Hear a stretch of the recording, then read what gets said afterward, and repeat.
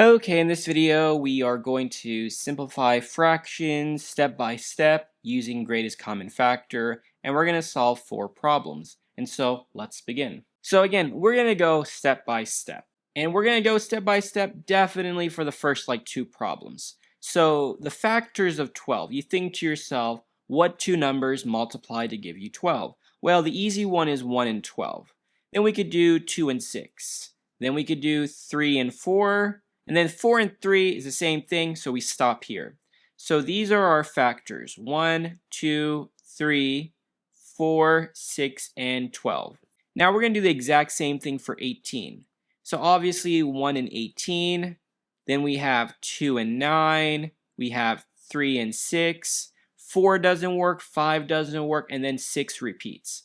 So the factors of 18 are 1, 2, 3, 6, 9, and 18. Now we look at both of our lists, and the biggest number that they both have is 6. That means you could divide both numbers by 6, and let's do that.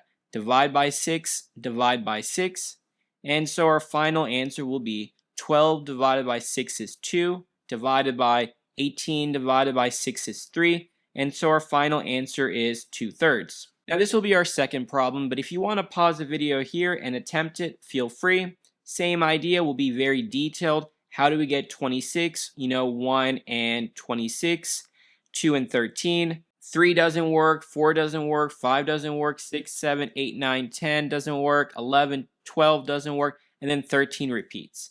So these are our factors: 1, 2, 13, and 26. And now we're going to do 40. Same idea, 1 and 40, 2 and 20. 3 doesn't work, but 4 does.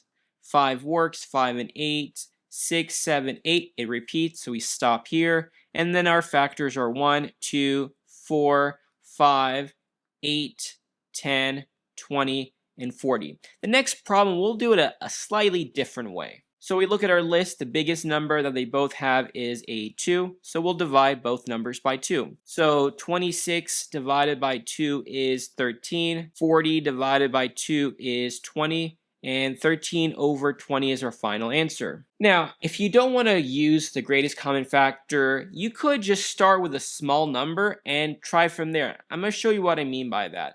What if I divide both by 3? I know 3 will at least work.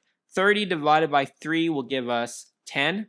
45 divided by 3 is 9. And then 45 divided by 3 is 15. But then we notice 10 over 15. We can actually divide further. We could divide both by 5. 10 divided by 5 is 2. 15 divided by 5 is 3. And so our final answer is 2/3. So in fact, the greatest common factor, it's not 3, it's not 5, it's actually 15. And let's just test it out. So 30 over 45, if we divide by 15, divide by 15.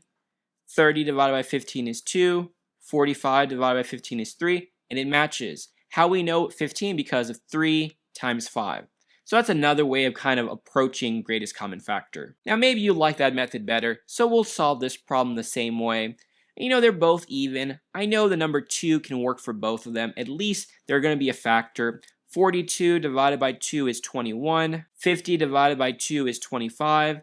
And from here, if you look at it, there's only a few ways to get 21. 1 and 21 and 3 and 7. And all the ways it won't work with 25. And so this right here is our final answer.